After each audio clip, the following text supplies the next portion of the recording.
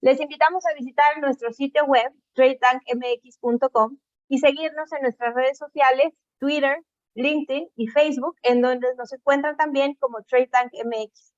Mi nombre es Alcira Gómez Eneidi y me da mucho gusto presentarles a Eugenio Salinas Morales, con quien hablaremos hoy sobre el cuarto de junto en las negociaciones comerciales internacionales de México.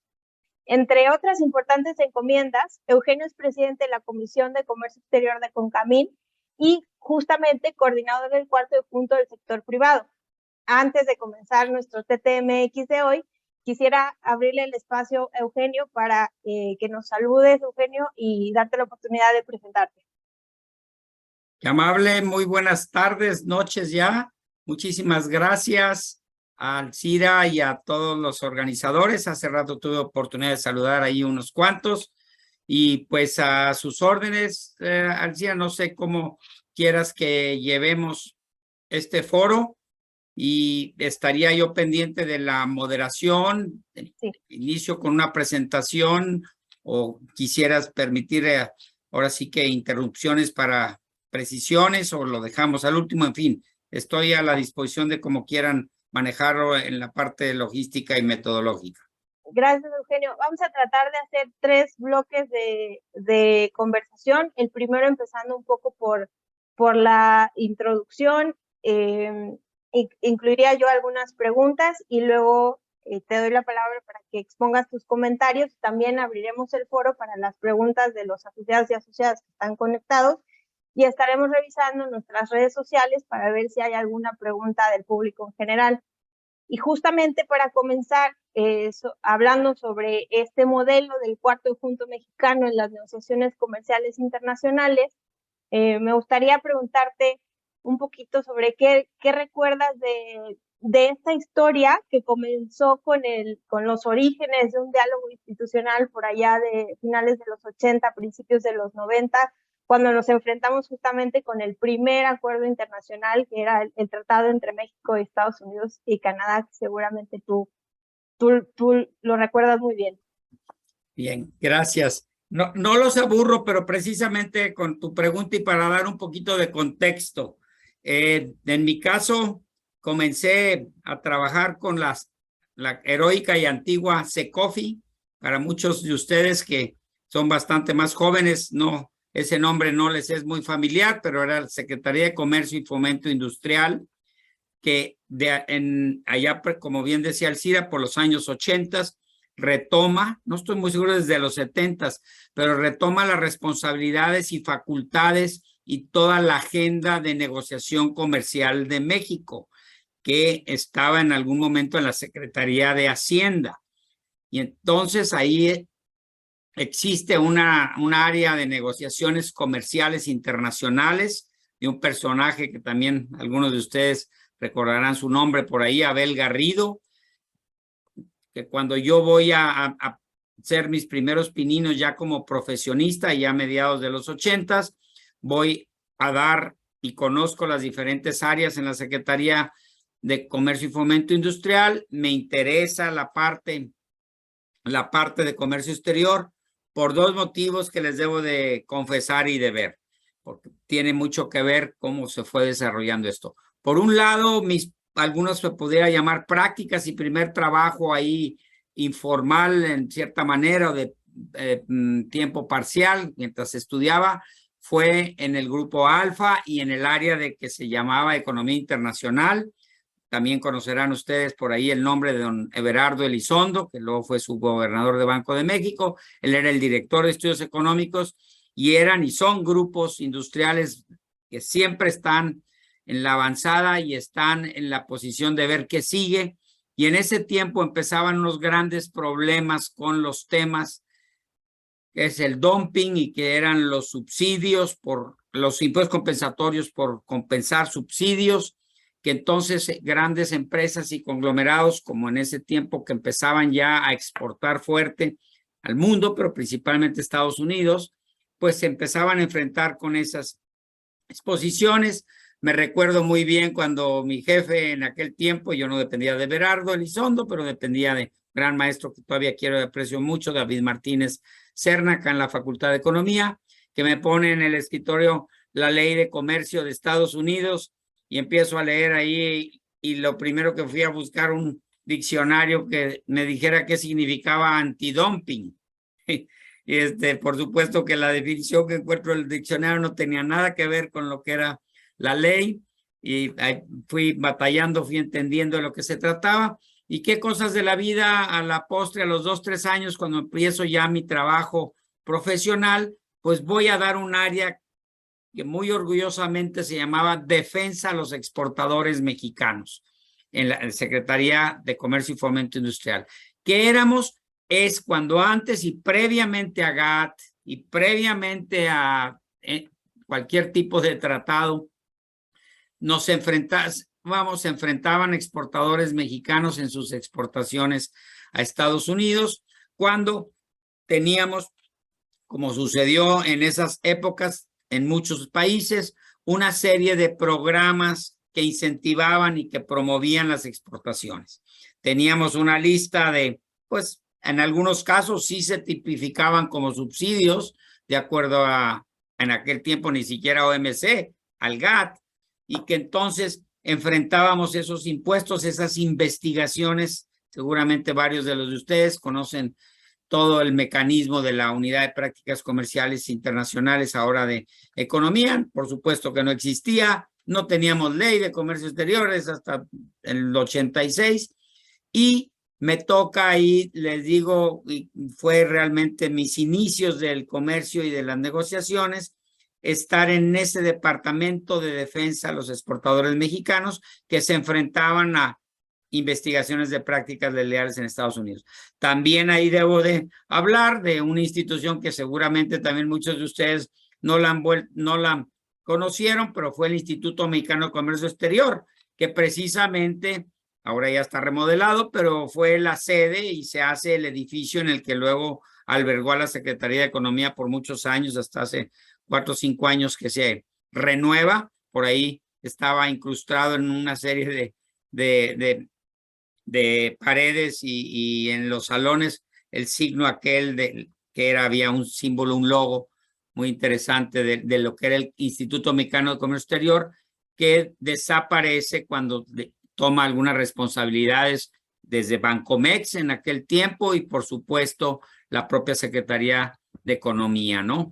Ese es un poquito de los antecedentes, de ahí voy a dar por el mismo mecanismo de intercambio de funcionarios en las embajadas. A mí me invitan y voy a Washington. En Washington precisamente ocupo esa área, era yo un consejero económico de la embajada y de ahí ocupo el área donde empezamos entre la persona que se había quedado en México y un servidor en Washington, defender los intereses, tener la coordinación de toda esa información que había que presentar, los que conocen de estos casos, que había que presentar al Departamento de Comercio de Estados Unidos para evaluar si existía o no el dumping, si había o no subsidios, etcétera, y por supuesto luego atender los procesos de verificación de información. En fin, una historia ahí bonita, interesante, y nomás por darles el presente de dónde ya me inicio todo esto. A la vuelta del tiempo me privatizo, vengo a trabajar acá las empresas, el ingeniero Alfonso Romo, Cigarrera La Moderna en aquel tiempo, y de alguna manera llego también a la parte de institucional de atender el Consejo Nacional Agropecuario, atender el Consejo Mexicano de Comercio Exterior, el COMCE, me involucro ahí con las instituciones y siguiendo justamente en las áreas en aquel tiempo que empezaba también fuerte la exportación de cigarros de México y el área internacional de ese grupo. Y así es como me engancho en esto. Ya no los aburro mucho con toda mi historia, pero se da el caso después de hace ya exactamente 10 años en donde el presidente Calderón, recordarán, decide iniciar las negociaciones en aquel llamado TPP, ahora le llamamos el TIPAT, y ahí es donde me invitan el presidente de CONCAMIN de ese tiempo a presidir la Comisión de Comercio Internacional. Y lo traigo todo eso a colación porque tradicionalmente en esa comisión es la que ha fungido como un secretariado técnico de lo que conocemos como cuarto de junto. Para algunos también ese concepto de cuarto de junto es sinónimo del, conocieron el otro acrónimo de COESE, que era la Coordinadora de Organismos de Comercio Exterior de Sector Privado, y esa es la que hace rato, como comentaba Alcira, nace precisamente a raíz de una anécdota interesante que sucede al inicio de las negociaciones del LECAN en Washington, cuando el empresariado mexicano, capitaneado en aquel tiempo por gente tan trascendente y a la postre todavía ahora sí que asesores nuestros y líderes morales en todos estos temas como don Juan Gallardo y algunos otros que en ese tiempo presidieron el cuarto de junto, presidieron la COESE, y era con la idea de que hubiera un mecanismo de asesoría entre sector privado y sector público para el tema de las negociaciones. De la anécdota dice que se pidió y que incluso en algunas oportunidades sí hubo sector privado dentro de las mesas de negociación, pero llegó un momento que por supuesto pues había una estructura y una formalidad que en las mesas de negociación van a estar los funcionarios públicos de los países en cuestión, y por eso el mote o por eso el concepto de cuarto de junto lo funda aquel secretario Jaime Serra Puche y les insisto, don Juan Gallardo Turlo, en el sentido de decir, ustedes están en el cuarto de al lado, yo me salgo o los funcionarios negociadores se salen y van y consultan con ustedes cada vez que hay una propuesta de subir el número de años para desgravar o un arancel menor o un arancel cupo, etcétera. Y así es ese concepto de hablarle al cuarto de junto. De ahí viene, y bueno, hay un fundamento ahí legal que no sé qué tanto ustedes lo conozcan, pero la propia ley de cámaras empresariales y sus confederaciones es muy clara en uno de sus artículos de que las cámaras y confederaciones son órganos obligados de consulta. Habrá que entender y saber que siempre la última decisión, y hay decisiones de autoridad, las toman los funcionarios públicos.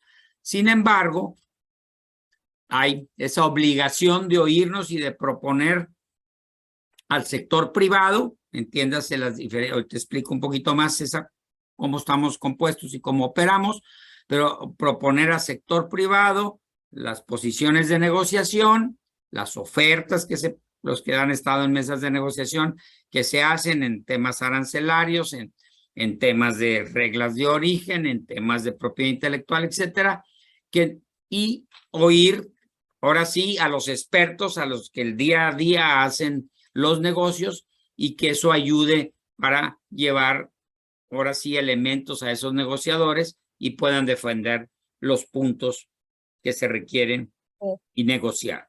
Ese es un poquito el preámbulo de donde esto nace, Alcira, colegas, y no sé si esto sea una buena introducción o completamos sí, un poco no, más. Perfecta. De hecho, me sirve aprovechar tu mención para leer. Creo que es útil que conozcan que te refieres al artículo 4 de la Ley de Cámaras Empresariales y Confederaciones, y son el párrafo 3 y el párrafo 4 de ese artículo 4, creo que son los que engloban toda esta trascendencia de diálogo institucional que has venido comentando. Y lo leo muy rápido para referencia a nuestra audiencia, que dice que las cámaras y sus confederaciones representan, promueven y defienden nacional e internacionalmente las actividades de la industria, el comercio, los servicios y el turismo. Y la otra parte dice, como bien mencionabas, que son además órganos de consulta y colaboración del Estado. El gobierno deberá consultarles en todos aquellos asuntos vinculados con las actividades que representan.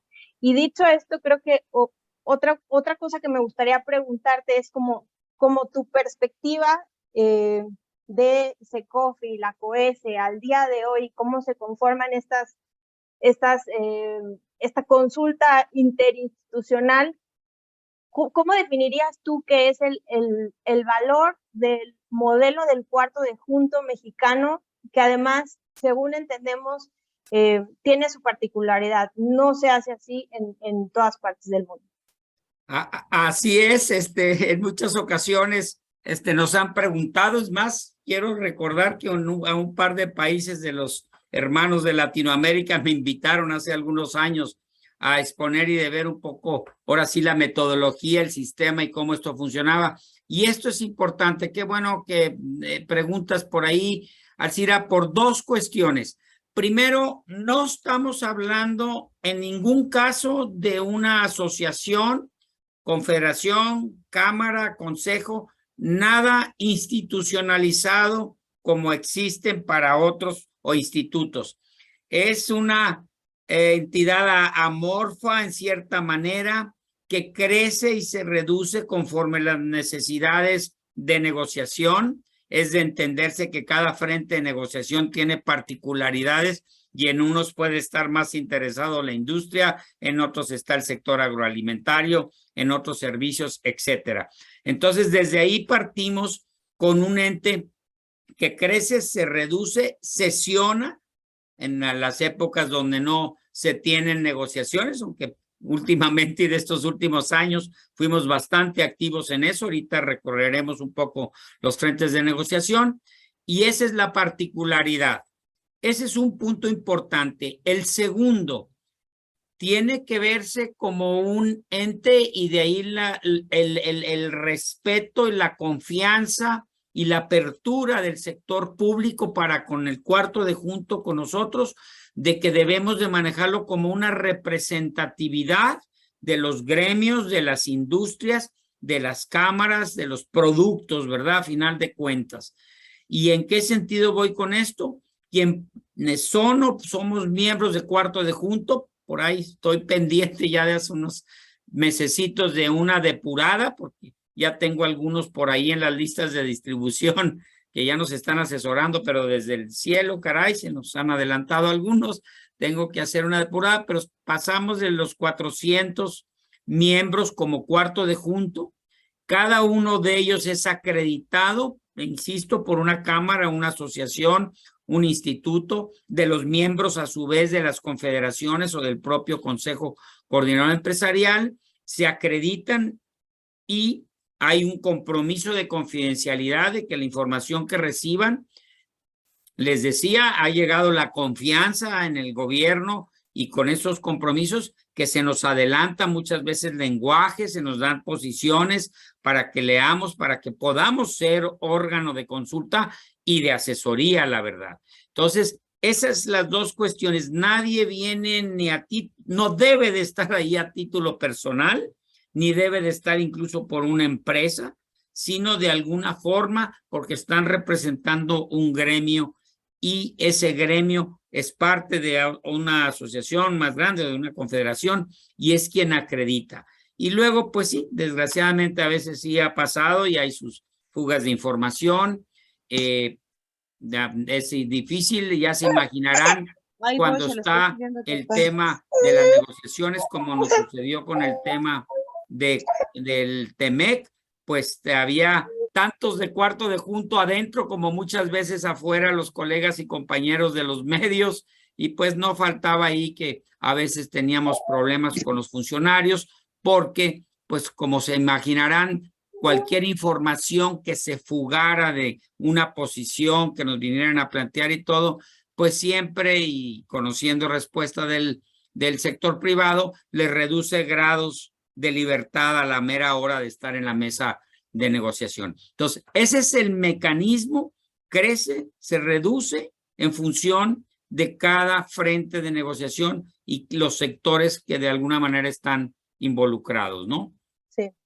Pues creo que hemos cubierto la parte de la introducción conceptual y entonces podemos dar lugar como a una primera pregunta de nuestros asociados y si quieres después damos como la entrada para hablar sobre las experiencias de las negociaciones y como bien decías, tenemos unas muy recientes que son intensas y que vale mucho la pena platicar. En ese sentido, por aquí tengo Jorge Armijo pide la oportunidad de expresarte una pregunta y le voy a ceder el micrófono. Sí, muchas gracias. Y un poco siguiendo esta misma línea de tu conversación, Eugenio, me gustaría saber tu punto de vista. A mí me parece que un punto, digamos, de inflexión en el trabajo del cuarto junto, el cuarto de al lado, fue justamente la negociación del TEMEC, ¿no? Claramente creo que cambió, pues, mucho en su forma de trabajar, pero también me imagino que en su forma de hacer, digamos, los procesos internos. Entonces, si nos pudieras compartir un poco cómo fue esta evolución y cómo dirías que se encuentra el día de hoy el cuarto de al lado, pues también después de, digamos, cambios no solo a nivel del ejecutivo en cuanto a la manera de, pues, encabezar y liderar los procesos de negociación. Vemos ahora ya la Cancillería con un papel un tanto más relevante, digamos, en estos procesos. Y pues también cuando quizá se tiene una percepción distinta sobre el quehacer del grupo, del sector privado en lo que son estos procesos, me refiero desde el ejecutivo, ¿no? Entonces, ¿cómo ha cambiado y cómo lo ves hoy, Eugenio? Muchas gracias. Qué amable, Jorge. Sí, te entiendo. Mira, dos cosas aquí importantes. Y hace rato lo comentaban. Por eso, pues, muy sui generis para comparado de muchos otros países. Me recuerdo allí anécdotas donde éramos también medio el cuarto de junto de los canadienses. Nunca se me olvidará cuando estábamos negociando el TPP porque a ellos no les informaba nada su gobierno. Y lo mismo me pasó una vez con los japoneses. Me recuerdo, creo que en Brunei, cuando estábamos allá, nos citaron y querían conocer y saber. Luego me daba miedo ya hacer la escala en Tokio porque pensé que a lo mejor me iban a detener por andar alborotando a su sector privado japonés allá, de qué tenían que pedir y cómo funcionar. Porque efectivamente en muchos países, lo dijiste, Jorge, ellos, el ejecutivo negocia, ve, casi plantea, o tienen unos mecanismos mucho más algunos institucionalizados. El mismo Estados Unidos, dentro del USTR famoso, tiene unos comités ahí de asesoría privada, etcétera, ¿no? Y a lo que voy con esto es que poco a poco, conforme esto, la verdad, de cierta manera, lo fuimos profesionalizando a través del tiempo. Decía que era una institución, COESE, el cuarto de junto llamado, que se convocaba y veía, y quien iba teniendo interés y conociendo que eran las negociaciones se juntaba. Pero no, ya, hubo ya su avance, su enriquecimiento y, si puedo usar la palabra, una profesionalización, Jorge, porque nos fuimos estructurando, como les llamamos, por mesas de negociación. A la fecha, si mal no recuerdo, están por ahí 31, 32 coordinadores. Entonces, esos coordinadores emulan de alguna manera los capítulos a como quedó ahora recientemente el TEMEC, que es de alguna forma el tratado más amplio. Entonces, ese coordinador tiene la obligación de convocar, de unir, de comunicar a los interesados en su tema, el de reglas de origen, el de propiedad intelectual. Hay sectores muy particulares que tienen su propio coordinador porque también hay su capítulo, como los textiles. No se diga una serie de lo que ahora trae de los, le decía yo, de cada vez los capítulos, los tratados son mucho más amplios en lo que cubren. Ya dejaron de ser subir y bajar aranceles o poner aranceles, cuotas, etcétera. Y como ustedes saben, particularmente temas de servicios, particularmente temas del e-commerce que no existía hace 20 años, particularmente ahora el énfasis y la prioridad que se le está dando a las cuestiones de medio ambiente, laborales, etcétera. Entonces, en cada uno está estructurado con ese coordinador que de alguna manera pues hemos tomado opiniones para nombrarlos por los diferentes organismos y los que en cada uno de ellos tienen mayor injerencia. Y ese coordinador incluye en ese subgrupo, porque también está ahora aprovechando las tecnologías de la información y las redes sociales, estamos también muy activos, además de esa distribución que se hace meramente por correo electrónico, de un grupo también, de grupos también a través del famoso WhatsApp.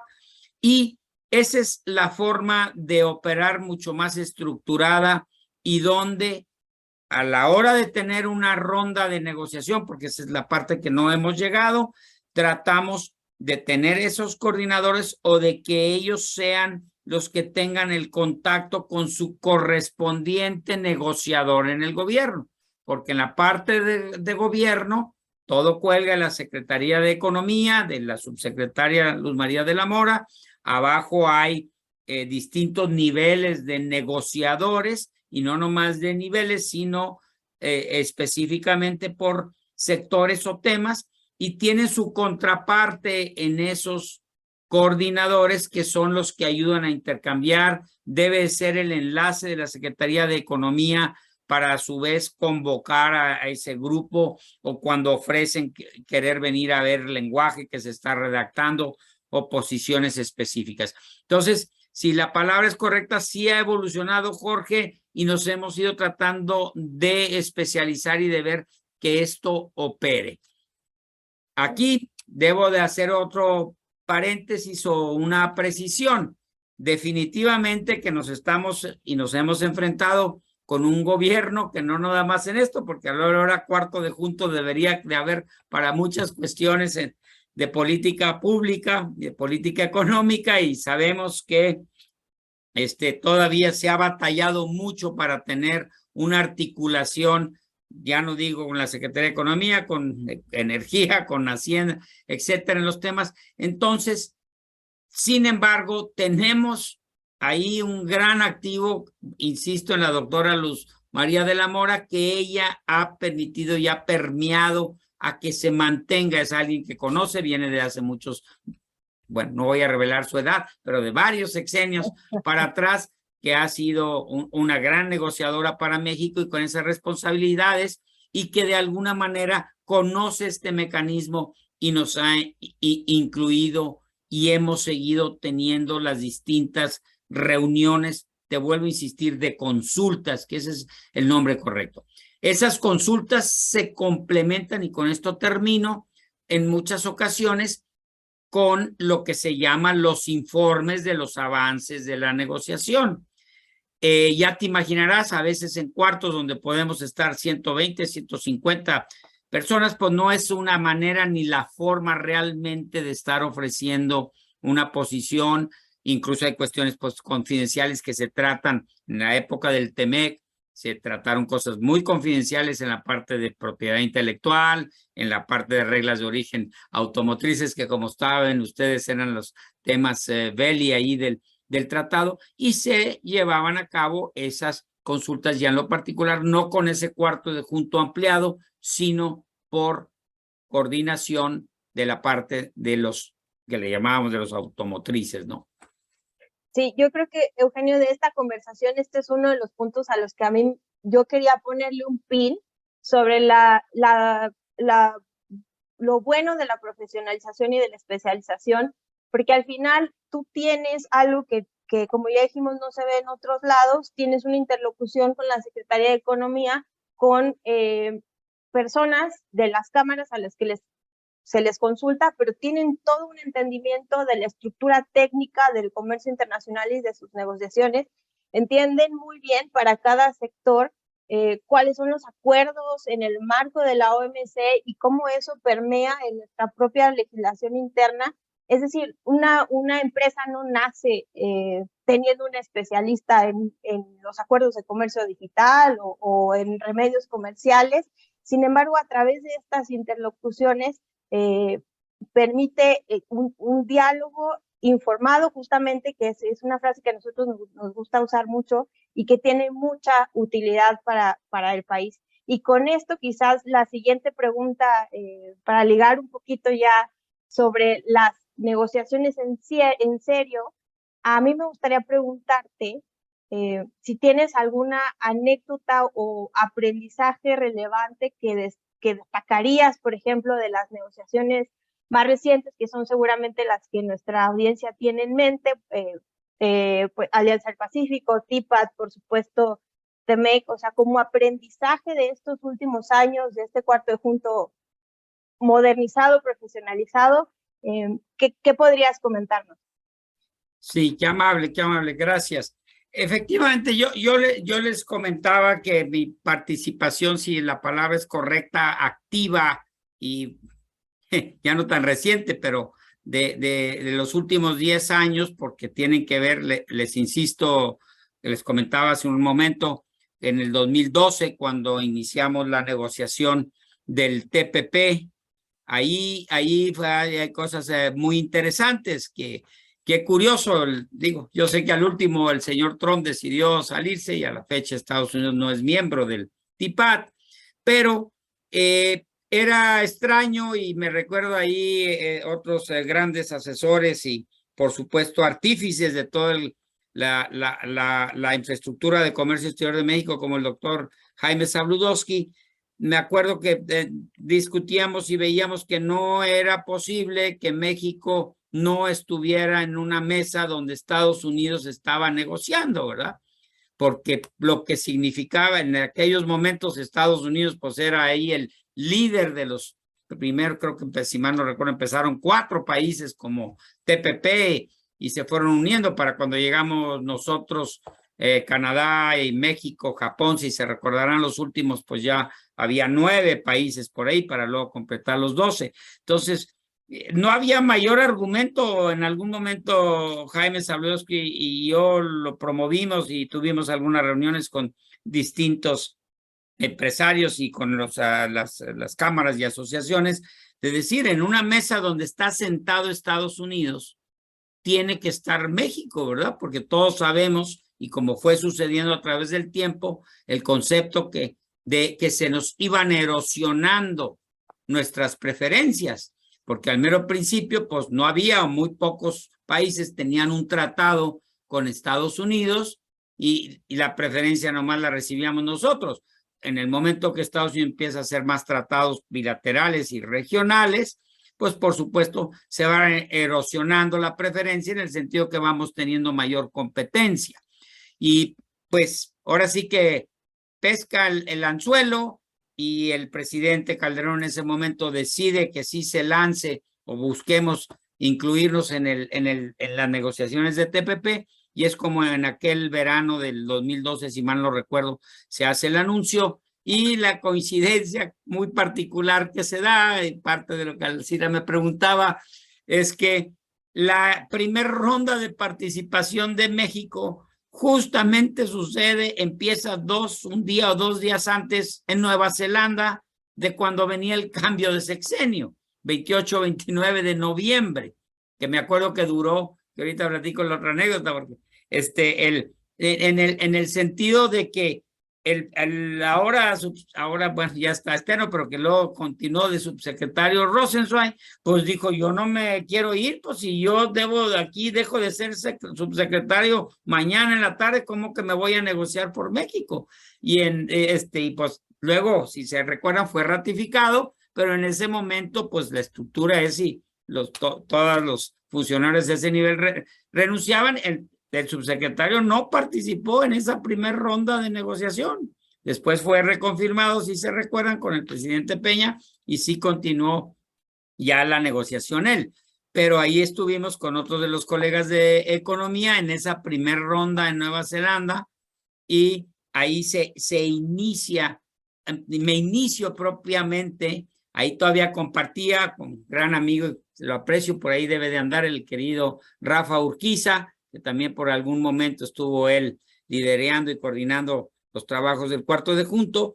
Y pues bueno, ahí empezamos a aprender de lo que se trataba, cómo venía. Era el primer proceso de negociación realmente grande, amplio, 10 países con nosotros. Luego se recuerdan, se unió Canadá, se unió Japón, y una pues gran experiencia por toda la diversidad de culturas y todo, una gran oportunidad también de buenos viajes, porque se agarró ahí de moda de buscar un punto intermedio. A nosotros no nos quedaba tan intermedio Singapur, pero ahí algunos, no sé si algunos de los que están por ahí me tocó que nos acompañaran, y ahí fue ya ese inicio formal de un cuarto de junto nuevo, moderno y la verdad muy activo, que comienza con ese TPP. Les decía que ahí me toca esa anécdota, curiosamente por el día, como está el horario en el mundo, el 12 de diciembre, que lo recuerdo también por Día de la Virgen de Guadalupe, lo viví todo el día en Auckland, en Nueva Zelanda, y aterricé en California otra vez y volví a vivir todo el día de la Virgen de Guadalupe. Así es que fui a misa 2 veces. No es cierto. Todo otra vez. Oye, Eugenio, pues justamente sobre las negociaciones recientes, Nicolás Olea tiene una pregunta, y para aprovechar un poco el tiempo, después de él también me gustaría darle la palabra a Renata Silly. Entonces igual, si pueden hacer sus preguntas seguidas, escuchamos tus comentarios, Eugenio, y nos iríamos con el cierre de esta conversación para hablar un poquito hacia las negociaciones que están ahorita en proceso y nuestras perspectivas a futuro. Entonces le doy la palabra a Nicolás primero y luego a Renata. Adelante. Sí, muchísimas gracias. Justo una de las dudas que se me hacen muy importantes en todo este proceso de negociaciones es cómo administrar las expectativas, ¿no? Creo que es de los puntos más difíciles, seguramente.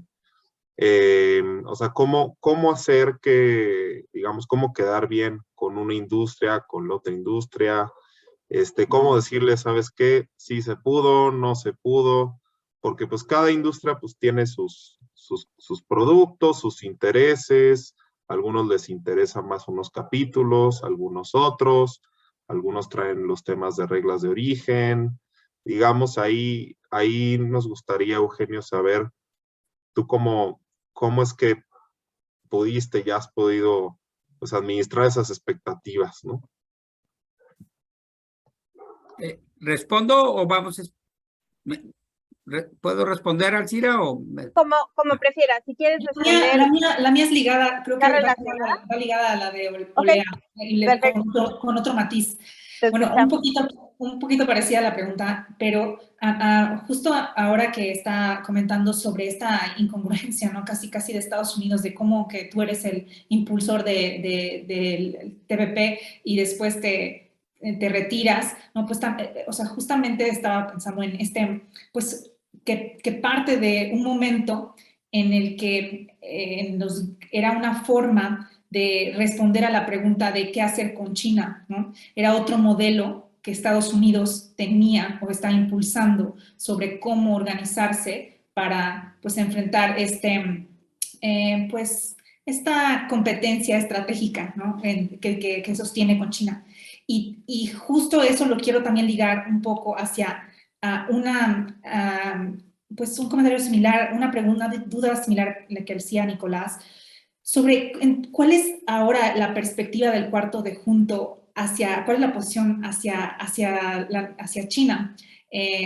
Estamos en un momento, pues, un cambio de timón, ¿no?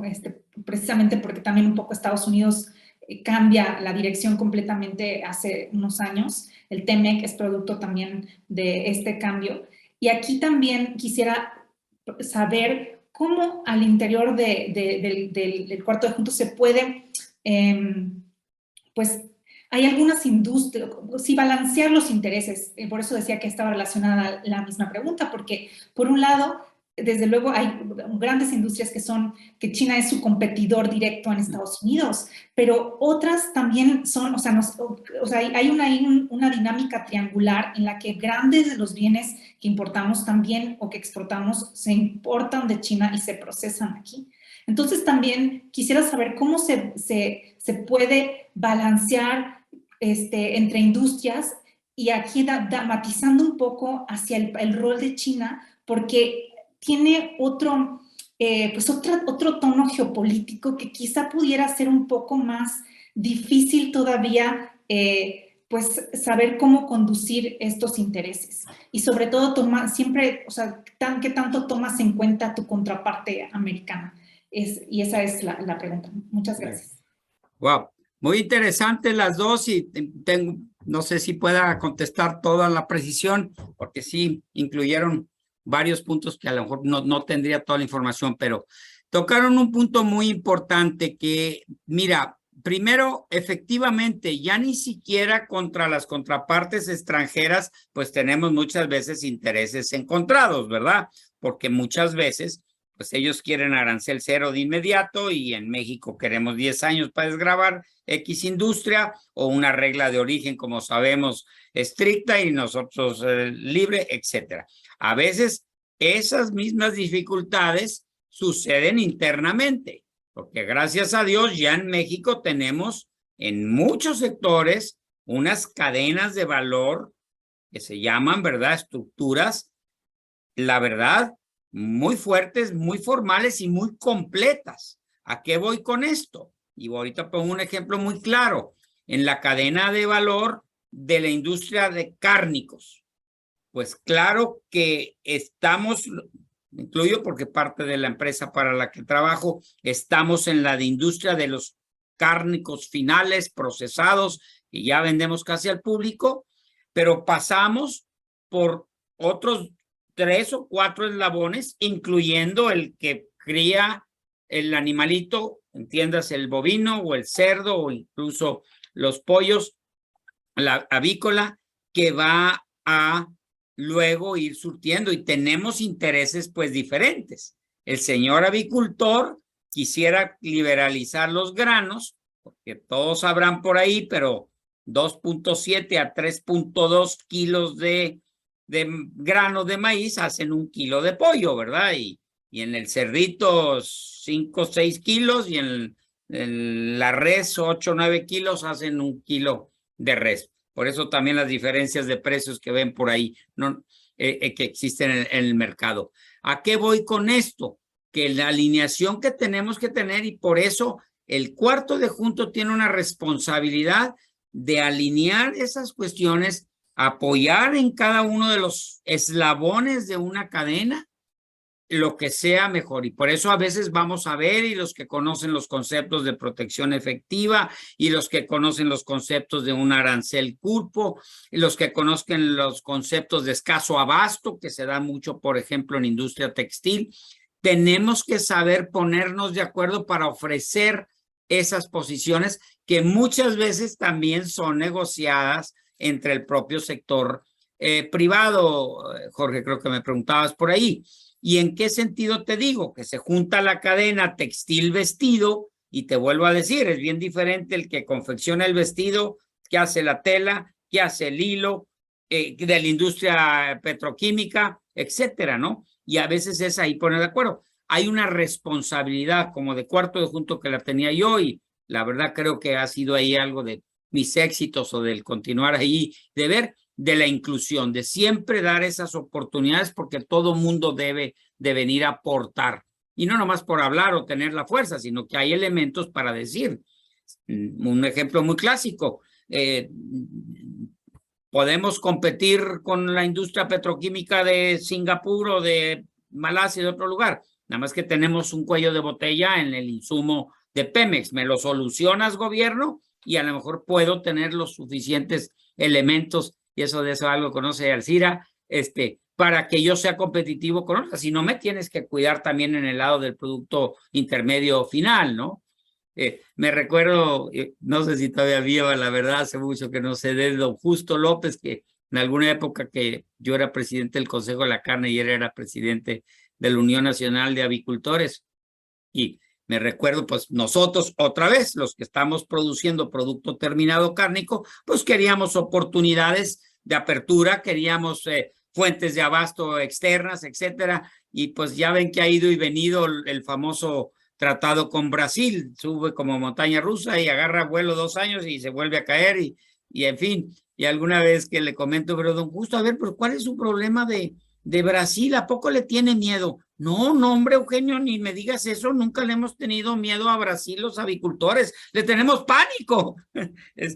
Y pues me daba a entender todo, ¿verdad? Lo que estaba, y esa es la prueba, se ha defendido y se ha visto. Y luego, acuérdense otro detalle importante, que siempre van aparejados, que ese es también lo que a veces ha faltado internamente, pues con una, no me gusta usar mucho esos famosos conceptos de política industrial. No digan que soy de concamine con lo que les acabo de decir, pero sí de política económica. y de políticas públicas que se tienen que hacer, que a veces no han ido en el complemento de lo que necesitan, como el ejemplo que puse de lo petroquímico, no se diga en el sector agroalimentario mexicano. ¿Cuánto hemos vivido verdaderamente en esos conceptos de los subsidios malintencionados, de los subsidios corporativistas y no subsidios de eficiencia? Ya no hablo de tanto tiempo, ¿verdad?, que se usó el sector agropecuario a los pobres campesinos en un plan mucho más electorero, ¿no? Cosas de ese tipo, y eso es entendible. Todos que estudiamos comercio internacional sabemos de esa industria naciente, infante, que se le protegió y que luego resultó ser eficiente. Sabemos dónde podemos y debemos aprovechar la ventaja comparativa de un país. Por favor, no me dejarán mentir si alguien conoce o está vinculado al sector agroalimentario. No eran los que más pregonaban aquella famosa frase que no me gusta repetir mucho, pero que fueron la moneda de cambio. A la vuelta de 20 años, adivínenme quién era el mayor participante en las mesas de negociación del TEMEC. El sector agroalimentario, no defendiéndose como hace 25 años, que nos va... ¿Cómo se acuerdan aquel? No, ustedes están muy jóvenes, aquel famoso líder que andaba por ahí, que sin maíz no hay país y que se iba a acabar la agricultura mexicana y todo. Ahora andaban completamente por el lado de la apertura, porque los de espárrago, tomate, aguacate, tequila, cerveza, todo eso. No queríamos los espárragos, no queríamos que nos cerraran. No sé si se recuerdan aquella famosa bomba que nos pone de las píldoras nocivas del seasonality que quería el presidente Trump o su gente.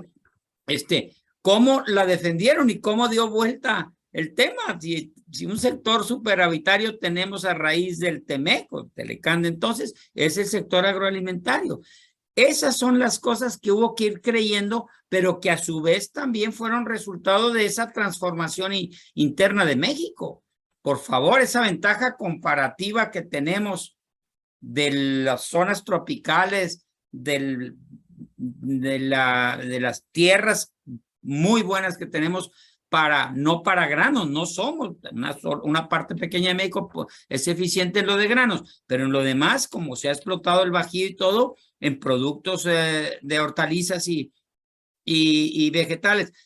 Ese tipo de cuestiones son las que deben de ir unidas y les debo de confesar, como que a veces no hemos tenido esa coordinación. Alguna vez hablaba, creo que fue lo puso en algún momento Carlos Salazar, de un cuarto de junto de proponer a las oportunidades y lo que tenemos que hacer como política pública precisamente para aprovechar lo negociado, ¿no? Entonces, ese es un punto y una de las formas como teníamos que unir distintos eslabones y darles esa oportunidad. Y luego, pues, les decía, hasta internamente hay las dificultades porque están en diferentes eslabones de la cadena. Otro gran ejemplo que les digo, la industria de la farmacéutica. No sé quién esté versado y conozca de ahí. Tenemos una industria que le llaman de las empresas de la innovación, las que son dueñas de los patentes, que dedican una gran parte de su presupuesto a innovación, y la industria de los famosos productos similares, los medicamentos similares o genéricos, etcétera, como le quieran llamar. Por supuesto que en las posiciones de propiedad intelectual teníamos encontrados el que quiere patentes de 6 meses y la otra industria que los quiere de 40 años, ¿verdad? Ese tipo de cuestiones que a final de cuentas el gobierno, oyendo las razones, poniéndole a la ecuación también, como a veces se pone ese ingrediente de la situación política o incluso económica y pública del país, pues toma ya una decisión de aceptar X cantidad de años o ciertas cuestiones de la protección. Y así es como se hacía, ¿no? Sí. Yo creo que de esto de alguna manera resume ahí un poquito en los dos, pero si me faltó al último de la segunda parte, repíteme si algo no contesté. Yo creo que resume la idea general y sobre todo nos dejas con esta fotografía de las cadenas productivas mexicanas. Tocaste lo de China, ya me acordé. Sí, permíteme un detalle importante, sí, porque estamos ahorita en esa encrucijada con el tema del famoso Corea. Estarán también algunos ahí enterados.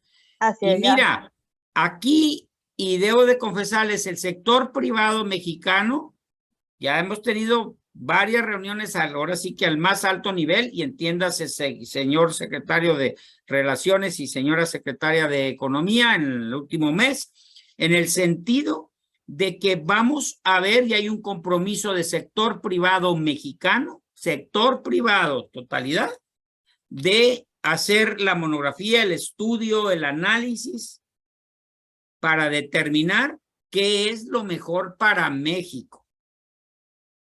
Otra vez, porque eso nos ha pasado en otros frentes de negociación. Se antoja, parece que qué bueno y todo, y después todos, el ejemplo que yo ponía de los Estados Unidos, primero, el que puede ver a Estados Unidos como el gran campeón, la fuerza, el opresor, el policía del mundo, el que tiene todo el dinero del mundo y que nos va a acabar. Y cómo resultó que fuimos economías complementarias en muchos aspectos. Y cómo la evolución de Estados Unidos es economía terciaria y de servicios y de tecnología. La prueba es que le somos, y ahorita toco ese tema con lo que dijiste de China, pero ahorita a lo que voy es que fuimos muy complementarios, y a los 20 años después, caray, aquellos que pensaron que el gigante nos pisoteaba, pues la verdad, ahí llevamos un país que es otro, los que nos tocó vivir todo eso. El otro tema importante que se tiene que considerar ahí, siempre va a haber esos sectores ganadores y perdedores que hablábamos en un momento. Por favor, es una negociación. Bueno, pues evaluar en cierta manera si en un balance, si lo que estamos proponiendo en la mesa puede ayudar a un sector, pero a lo mejor no sea suficiente. Y fíjense, otro detalle ahí interesante.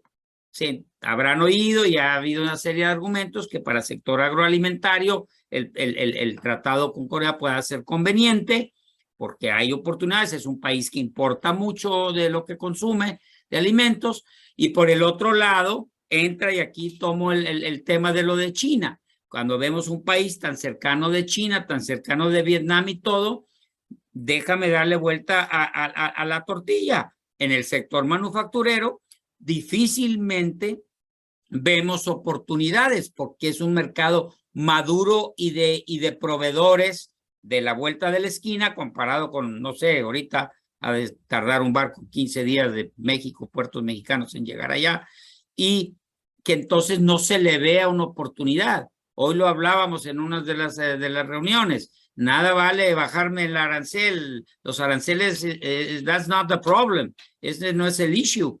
Es cuestiones de logística, es cuestiones de mercados que ya están encajados ellos. Como nosotros estamos acá en Norteamérica, ellos tienen ahí a China, ¿verdad? De patio trasero. O al revés, China los tiene de patio trasero.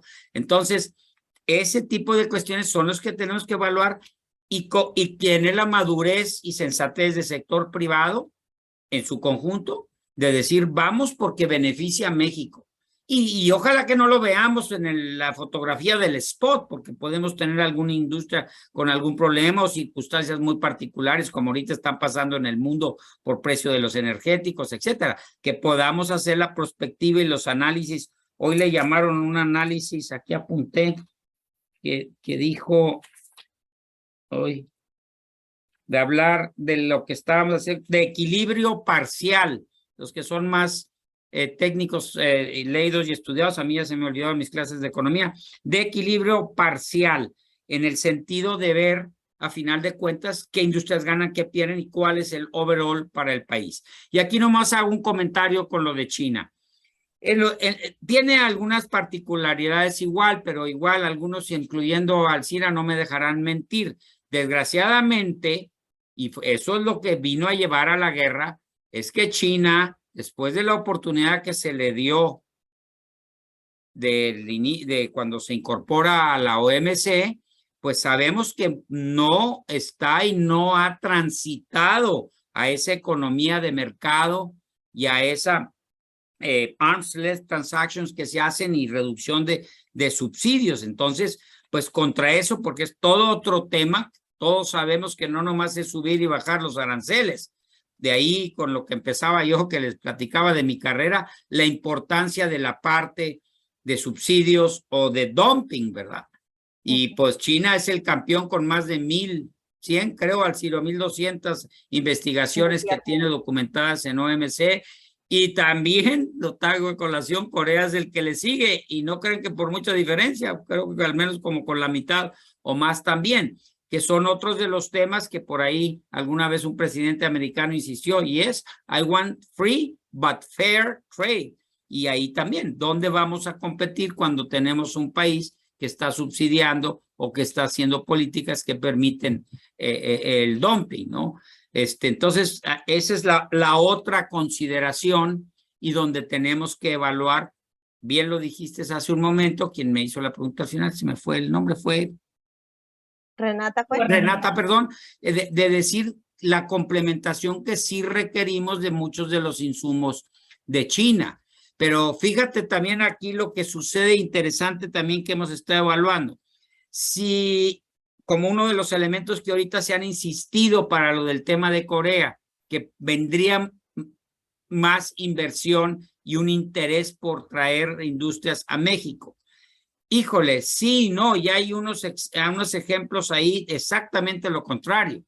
En el momento que les exiges o existe, perdón, algún arancel y obstáculo y todo, como lo hemos hecho en muchas industrias, nosotros los que tienen operaciones, por ejemplo, en Brasil o en India, en otros lugares, hay una necesidad de irte a poner ahí. Cuando ya te liberan y no te exigen o te quitan el arancel, pues ya traigo mi producto terminado desde mi propio país, ¿no? Entonces, ese tipo de cuestiones hay que evaluarlas muy bien con China, sí ver dónde hay oportunidades porque lo que traigamos de allá nos haga competitivos y luego, pues, perdón, y creo que tú solita hiciste ahí el comentario, ¿verdad? Sus razones tendrá Estados Unidos de este inicio de la guerra porque no le cumplieron mucho de lo que se habían comprometido en su incorporación a OMC y nosotros tenemos que cuidar el mercado que sí nos da de comer, que es el mercado de Estados Unidos, ¿no? Y entonces ahí también el cuidar de que no vaya a haber una triangulación, que vaya a haber faltas en el cumplimiento de reglas de origen, etcétera, ¿no? Y más en una política que tenemos ahora, no sé ustedes qué les pareció y creo que hemos hecho poca alaraca, como se dice, en este tema que se logró, yo sé que es en un detalle ahí con la nueva ley de promoción y de subsidio y de apoyo a los coches eléctricos, pero que se usó ya el concepto de Norteamérica. Sí. Y ojalá que eso permeara para muchas otras industrias, que hablemos de la industria de la energía en Norteamérica. En mis tiempos usábamos mucho el concepto de industria cárnica de Norteamérica y yo creo que así se podría hablar para textiles o para químicos, etcétera, ¿no? Perdón, me extendí mucho, pero no, y que al final hubo un entendimiento de no discriminación, ¿no? Que era lo que preocupaba en ese subsidio a los autos eléctricos. Me parece que cerraste excelente con otro de los pines que yo quería poner en esta conversación y quedó perfecto hacia el cierre de las ventajas de este modelo único de consulta que es el cuarto de junto, que es traer la racionalidad económica sobre la mesa. Siempre para los gobiernos es una tentación quedarse en el ámbito de las ganancias y las pérdidas políticas. Y aquí, como bien dices, cada uno de los escenarios que tenemos enfrente, y si alguien tiene interés en el comercio internacional, de las personas que nos están viendo, es un gran momento para unirse porque tenemos bilateral con México y Reino Unido, tenemos adhesión del Reino Unido al TIPAD, tenemos Ecuador, tenemos, como ya decías, por ahí el anuncio de Corea del Sur, que sí y que no, y que también me parece que abordaste muy bien los matices sobre estos países que sus ventajas comparativas pues tienden a competir con las nuestras. Tenemos modernización de ALADI a Argentina y Brasil, y muy pronto, en un abrir y cerrar de ojos, vamos a tener la cláusula de revisión del TEMEC, ¿no? Entonces, ante estas perspectivas, Eugenio, quisiera cerrar con alguna invitación o comentario de cierre. Qué amable.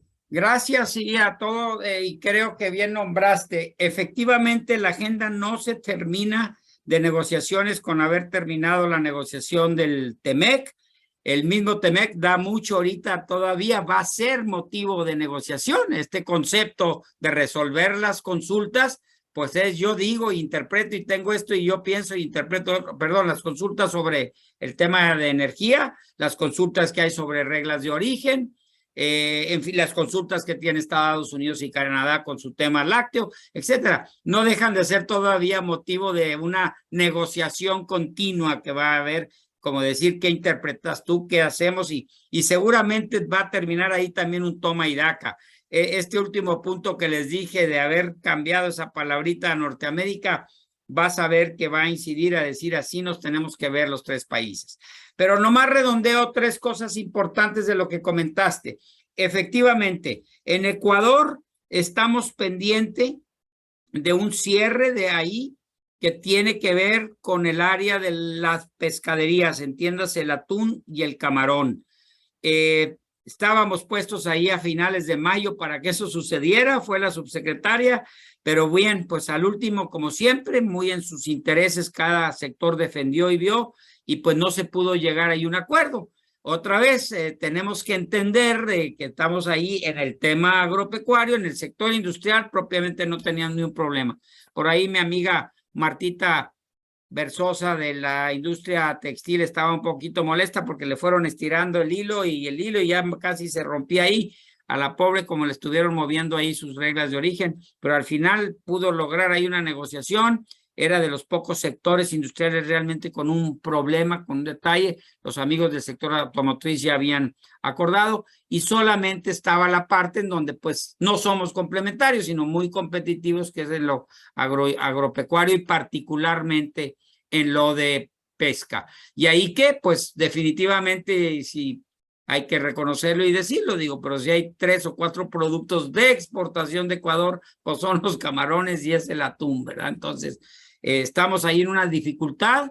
Yo entiendo que están analizando ahí, el mismo sector público mexicano se está poniendo de acuerdo, porque desgraciadamente en ese momento, y si alguien anda por ahí de los que me acompañaron en ese cuarto de junto, en esas rondas presenciales que estuvimos allá, pues hubo hasta esas diferencias ahí de opiniones o cómo veían la negociación los de SADER, de la Comisión de Pesca, y cómo lo veía Secretaría de Economía. Entonces ahí esperaremos. Se ha quedado en el tintero Argentina, en una profundización ahí. Ahí tenemos un tema muy particular, que es la parte de los automóviles, porque Argentina ya debería de estar en un libre comercio de acuerdo al AC 55 y no, vaya, es lo que está queriendo y lo que va a usar de ficha para una eventual negociación con nosotros. Brasil, les platicaba hace un rato, todavía en el 18 se me hace, estuvimos ahí en la 7ª, 8ª ronda de negociación y se vuelve a ver la lucecita al final del túnel. Todo a mí se me hace que pronto nos pondrán allá algún calendario ya más específico y ahí igual es un gran país, pero más que complementarios somos competidores en industria y también mucho en lo agropecuario. Veo una negociación difícil, pero pues hay sus formas y maneras. Como decíamos, hay muchas maneras en que podamos ver que haya un win-win situation. Corea del Sur ya lo platicamos ahí. Ahí nomás hago un paréntesis. Tenemos que tener mucho cuidado y visto porque Corea del Sur está pidiendo y quiere participar a través de Alianza Pacífico o incluso a través del TIPAD. En el TIPAD yo vería un poquito difícil porque ahí el que tenemos para defendernos o vernos o poner posición puede ser más bien Japón, ¿no? Luego en el Telecuem, pues es una pena y esto me hubiera gustado hablar más en detalle, pero ahí está el hecho que está terminado. La doctora de la Mora logró una gran negociación hace, yo creo que ya que no me fue el tiempo por lo de la pandemia, pero creo que 2 años, en el sentido de aquel último detalle que quedaba de incluir las compras gubernamentales a nivel subfederal y no hemos podido avanzar en lo político propiamente para que pueda ser acordado, aprobado por los distintos parlamentos europeos. Que quiero que sepan, no son los 27 estados, entiendo que hay casi 40 parlamentos porque hay países que lo tienen que llevar a distintos parlamentos locales o ahí de ellos dentro de su propio país. Entonces, ahí se ha propuesto, y creo que hay una posición que hemos apoyado sector privado, cuarto de junto, que es que el acuerdo entre de alguna forma parcial en lo que es el contenido comercial del acuerdo, para que empecemos a gozar, sobre todo el sector agropecuario, que es el ganón con esta modernización del Telecuem. Pero hay algunas cosas ahí políticas y quieren que vaya the whole enchilada, como se dice, para también, como se recordarán, el tratado incluye un pilar político y un pilar de cooperación, etcétera. Entonces, ahí tenemos un poquito a los dos bandos de Secretaría de Economía y Secretaría de Relaciones que no acaban de ponerse de acuerdo y poder empujarlo. El otro día se me ocurrió decirle ahí en una reunión que tuvimos en Concamín con el embajador de Francia, pues es que ayúdenos, y parece que los estábamos esperando a su selección y todo. Dijo, no, nosotros no somos el obstáculo. Pues ahora el embajador que se vea, porque en algún momento ya ve que hubo elecciones en Francia, es un país de mucha influencia en la parte geopolítica con México. Entonces nos lo habían comentado como uno de los que estaba, pues no en la traba, pero el que era el problema. Porque ¿qué pasa? El libre comercio entre todos los agricultores europeos no es la panacea ni es lo que van a apoyar y deber. Entonces, si entran los países en negociación, en elecciones, lo último que van a querer proponer es más cuestiones de apertura o de libre comercio.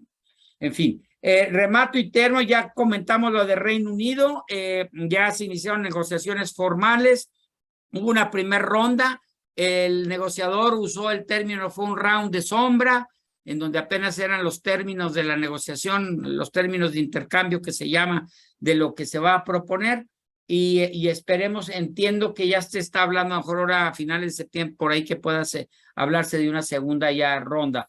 En Alianza Pacífico ya el ingreso de Singapur de país asociado, y en México toma ahí la presidencia pro tempore, entonces tiene mucha influencia, y como les comentaba, ahí hay una oportunidad de que se permita de que Corea sea otro junto con Singapur y Nueva Zelanda, si mal no recuerdo, que sean los primeros países como países asociados de la alianza, no de full rights, como sería el caso de Ecuador.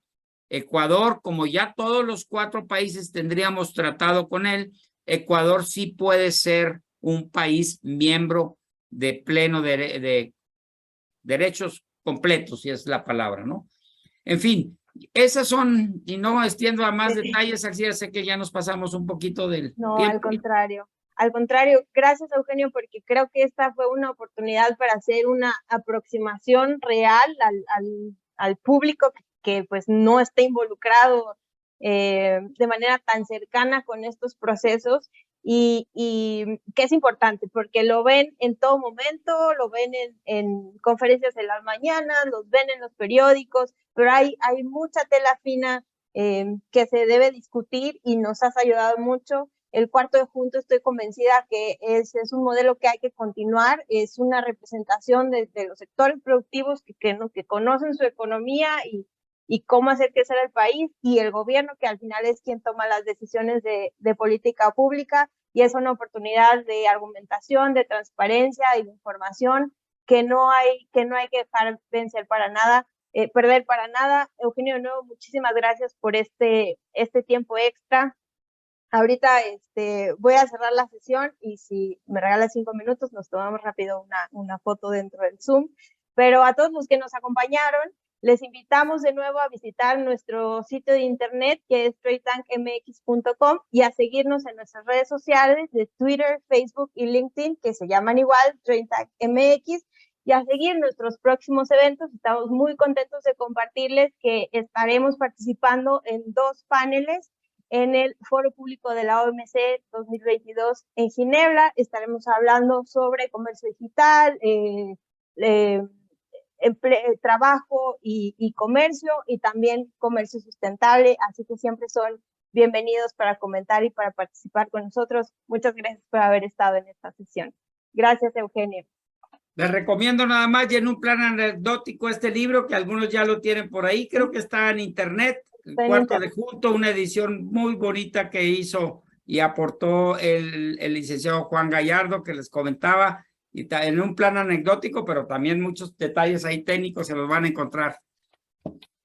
Gracias, Eugenio. Hasta luego a ustedes por su paciencia y la invitación.